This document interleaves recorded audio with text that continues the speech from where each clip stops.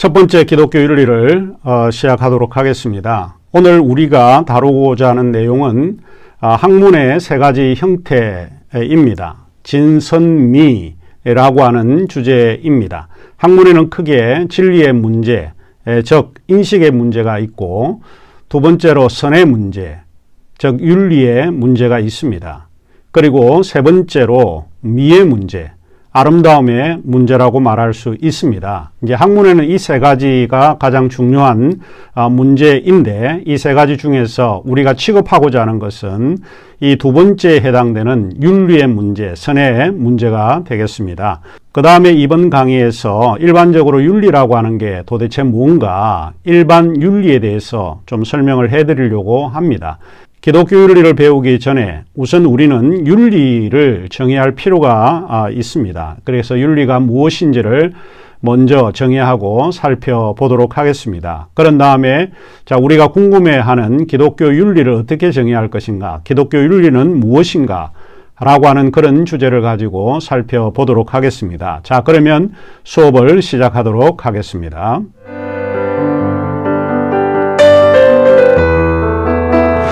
그러면 이제 윤리에 대해서, 윤리 일반에 대해서 제가 좀 설명을 해드리고, 그리고 난 이후에 기독교 윤리를 정의해 보도록 그렇게 하겠습니다. 윤리에 있어서 세 영역을 우리가 좀 생각을 해볼 수 있습니다.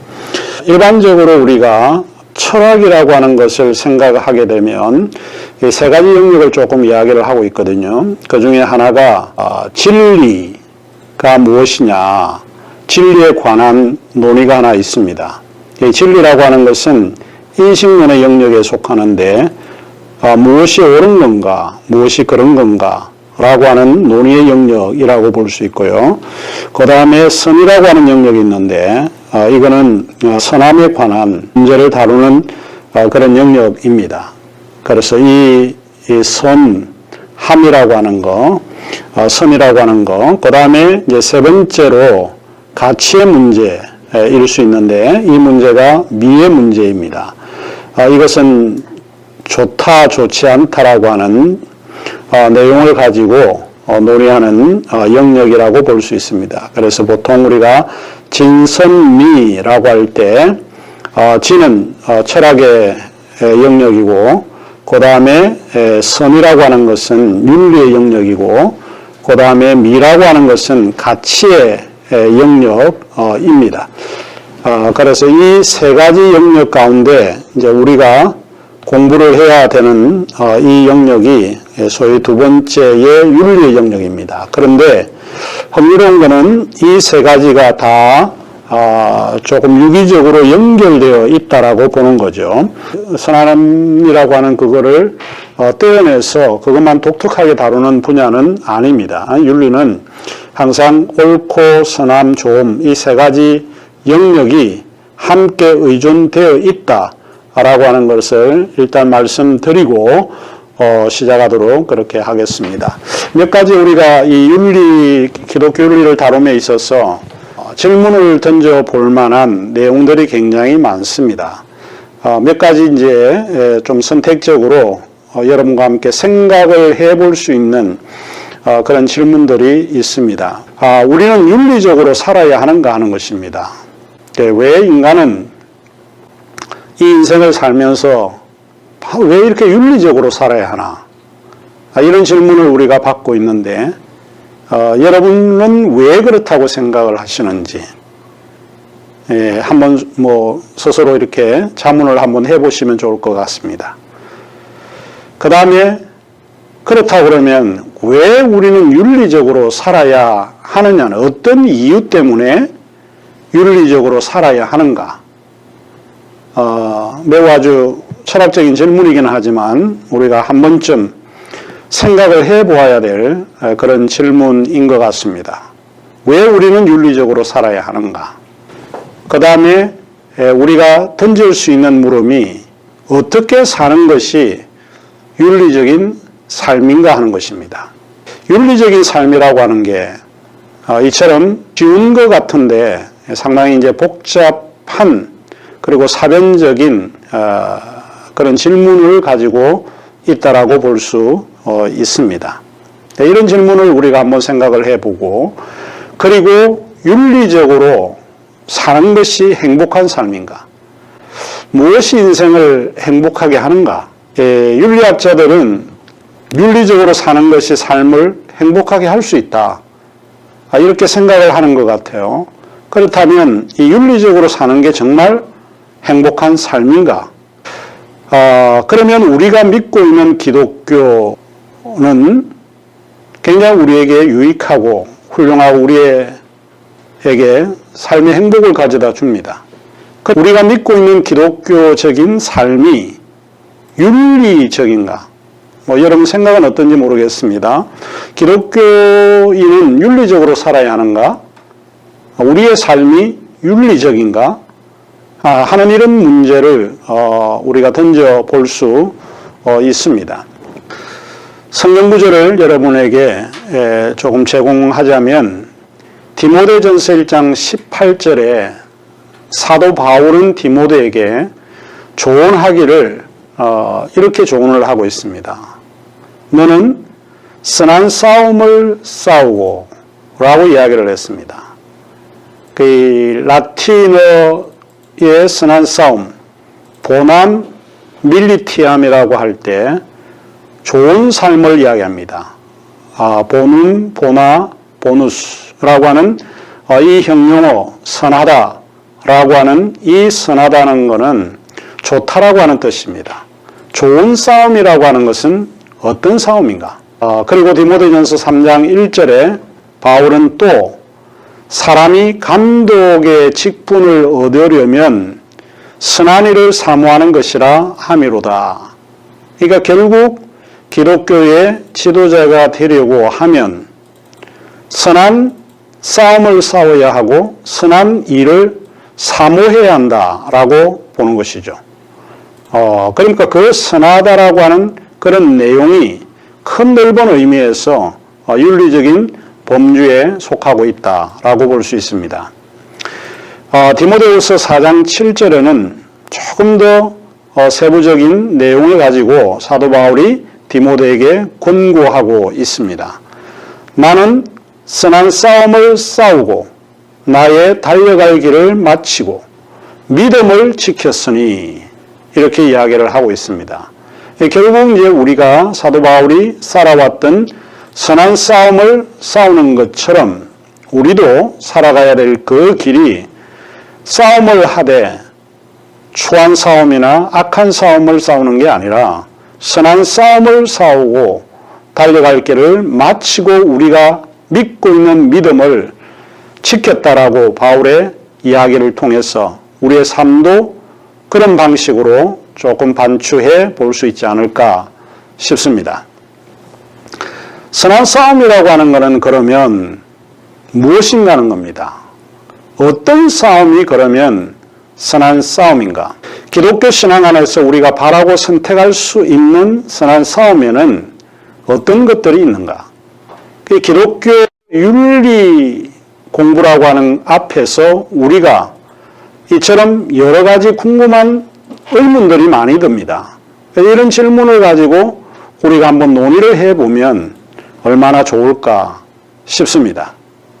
자, 그러면 우리가 윤리학, 윤리, 일반적인 그런 의미를 우리가 한번 살펴보아야 될 텐데, 윤리학이라고 할 때 그 그리스어로 에티코스에서 유래를 했습니다. 우리가 영어의 ethics라고 말을 할 때 그 그리스 헬라어죠. 에티코스에서 유래를 했고, 이 에티코스가 곧 에토스로 사용이 되어집니다. 그러면 에토스라고 하는 의미는 뭔가? 그 뜻은 보통 습관, 관행, 관습, 카스텀 이런 것들을 윤리학의 범주로 두고 있다라고 보는 거죠. 에토스라고 할 때 그 윤리는 공동체 또는 주거지에서 행하는 인간 생활과 연관하여 나타나는 인간의 행동을 가리키고 있습니다. 이 윤리라고 하는 거는 상당히 복잡합니다. 무엇을 결정하고 선택할 때에 단순하게 우리가 선택할 수 없는 것들이 굉장히 많이 있습니다. 제가 이제 하나 예를 가지고 온 것이 이런 건데, 발칸반도 지역의 한 부족에는 이런 관습이 있었다고 합니다.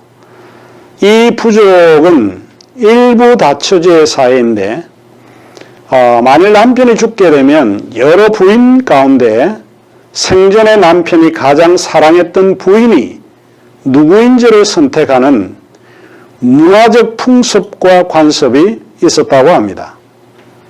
남편의 가장 총애를 받았던 부인을 결정하기 위해서 부인들, 가족들, 불악의 구성원들이 참여해서 가장 많은 남편의 사랑을 받았고 총애를 얻었던 부인을 선택하게 됩니다. 선택을 받은 부인은 그 부족 앞에서 모든 명예와 영광을 누리고 칭송을 받습니다. 그런데 그러고 난 후에 남편과 함께 그 칭송을 받은 부인은 생매장 된다고 합니다. 그러면 선택받지 않는 부인들은 수치심과 불명예를 안고 남은 인생을 산다고 합니다. 그러면 문화적인 관습과 습관은 시대와 또 그 문화에 따라서 서로 다르게 나타날 수 있다라고 보는 거죠. 그 윤리라고 하는 것은 우리가 윤리적이다, 윤리적인 행위를 한다, 윤리적으로 선택을 한다라고 할 때 철학 이야기를 하고 있는 인식론적 옳음이라고 하는 게 굉장히 애매하고 조금 복잡한 체계를 가지고 있다고 볼 수 있는 거죠. 이 같은 문화적 상대주의를 윤리학에서는 우리가 생각을 하지 않을 수 없습니다. 그래서 이 같은 문화적 상대주의에 대한 여러분의 생각이나 의견은 무엇인지 이런 이제 이야기를 통해서 우리가 어떻게 설명할 수 있을지 한번 논의해 보면 좋을 듯 싶습니다. 일단 윤리학 강의를 시작을 하면서 이 윤리학이라고 하는 일반적인 정의를 한번 생각을 해 보았습니다. 자, 그러면 구체적으로 기독교 윤리라고 하는 것은 뭔가? 일단 그 계보를 먼저 살펴보는 게 필요하다고 이제 보입니다. 윤리학의 최초의 시작은 어디서 시작을 하는가 하면 철학에서 시작을 합니다. 그러나 이 윤리학은 바로 이 선에서 시작을 하고 있습니다. 그러면 미라고 하는 것은 바로 이 오른쪽에 소위 에스테믹이라고 하는 소위 가치 문제를 다루는 겁니다. 사실은 미학이라고 하는 것은 가치, 아름다움 이런 거를 이야기를 하죠. 여기서 또 내려오는 것이 세 가지로 조금 나누어지는데 하나는 형이상학적인 흐름으로 나누어지고 하나는 가치론으로 나누어지고 하나는 인식론으로 나누어집니다. 그래서 이 세 가지 또 그 밑으로 내려오게 되면 그 안에는 기독교 윤리, 기업 윤리, 그 다음에 환경 윤리, 다양한 형태의 윤리를 우리가 만들 수 있습니다.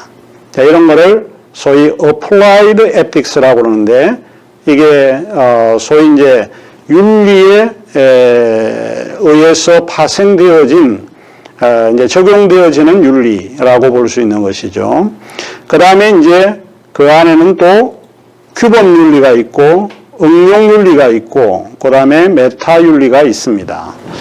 자, 규범은 노모티브니까 일단 어떤 판단을 하거나 행동을 할 때 규범에 의해서 판단하고 결정하는 것을 규범 윤리학이라고 말을 할 수 있고 applied ethics는 다양한 형태의 윤리에서 파생되어지는 여러 가지의 윤리를 이야기를 하고 있고 메타 윤리라고 하는 것은 메타라고 하는 것은 소위 이제 영어의 beyond, 넘어가다 이런 이야기입니다. 메타라고 하는 것은 우리가 이제 메타피직스 그렇게 때 요 앞에 보이는 메타피직스라고 하는 것은 형이상학입니다.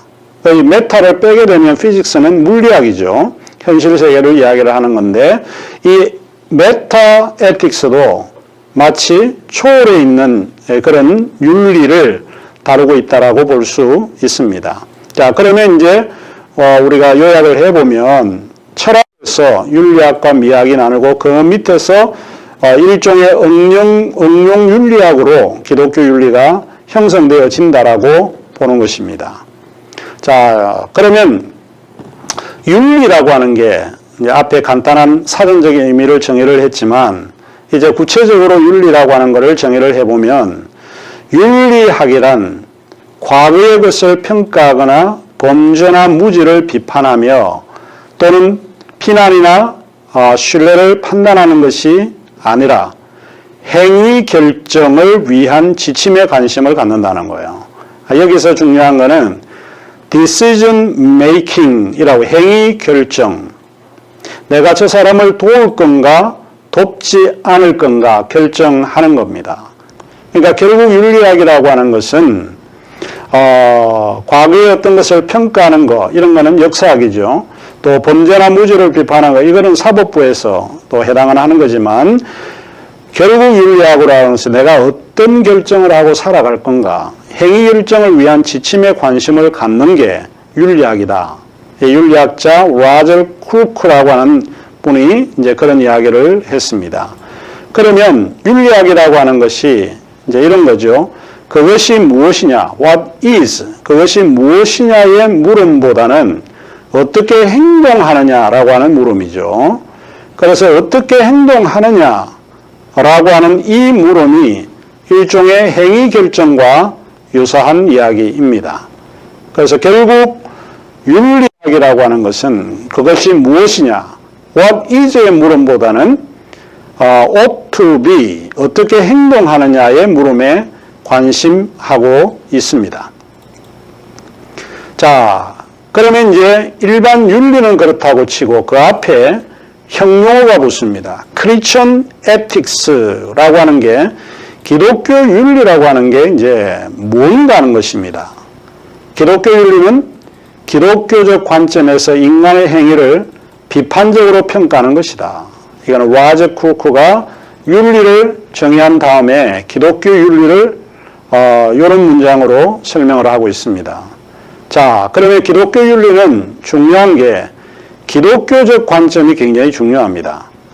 불교적 관점이 아니고 또 사회주의 국가의 관점이 아니고 기독교 윤리는 기독교적 관점에서 우리가 어떻게 행위하고 검열하고 또 판단하고 평가할 건가 여기에 관심을 갖는 게 기독교 윤리다 이렇게 보는 거죠. 우리가 한번 물어볼 수 있는 것이 이런 건데 그러면 기독교 관점이라고 하는 게 뭘 말하는가 하는 겁니다. 기독교 관점이라고 하는 게 그리고 비판적으로 평가한다라고 할 때 우리가 일반적으로 평가하는 것이 아니라 비판적으로 평가한다는 것은 인간의 행위가 잘못될 수 있다라고 하는 것을 전제로 하죠. 항상 어떤 행위든 그 행위는 비판에서 자유로울 수 없다라고 하는 것을 전제로 합니다. 그래서 아주 라저 크루크가 상당히 아주 좋은 의미로 정의를 내리고 있는데 기독교적 관점에서 인간의 행위를 비판적으로 평가하는 것이 곧 기독교 윤리다 이렇게 정의를 하고 있습니다. 자, 그러면 기독교 윤리는 기독교적 관점에서 올바르거나 잘못된 행위를 규명하는 기독교 신학의 분야다 이렇게 보는 거죠. 우리의 행위 가운데는 올바르게 행동할 수도 있고 잘못된 행위를 할 수도 있습니다. 그거를 비판적으로 검토하는 것이죠. 그러니까 이런 기독교 윤리는 어떤 분들은 정의할 때 그거는 신약의 분야 이렇게 정의를 하고 있습니다. 그러면 올바르거나 잘못된 행위는 어떤 근거에서 판단하는가?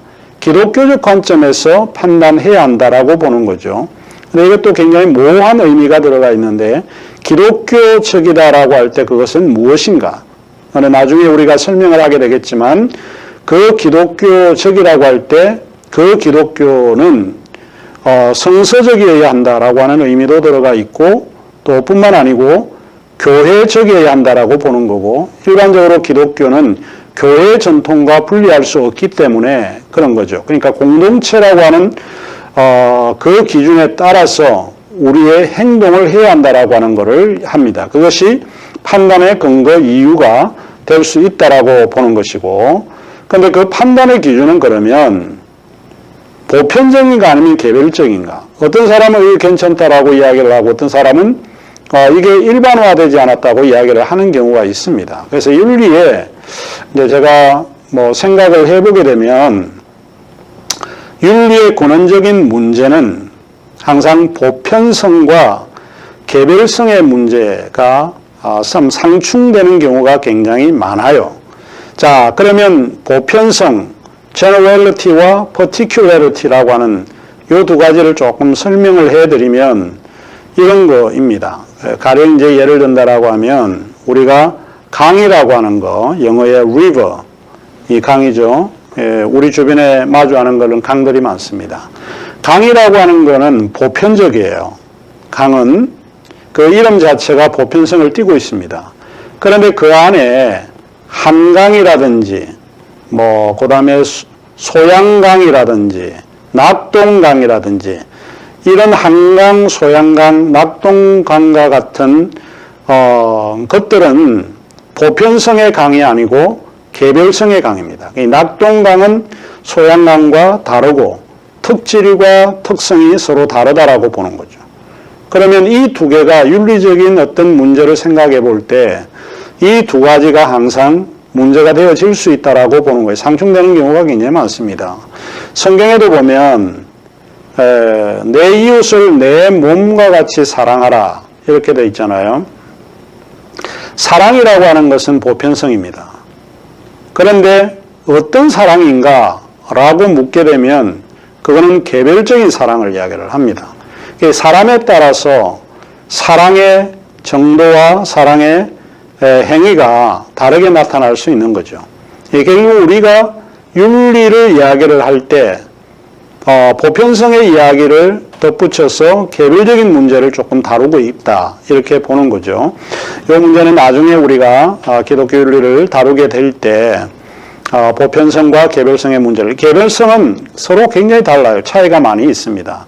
인간의 행위 자체도 보편성은 똑같은데 그러나 개별성에서는 차이가 있기 때문에 이런 걸로 인해서 여러 가지 복잡한 그런 문제를 생각해 볼 수 있고 야기되어질 수 있다. 이런 이야기입니다.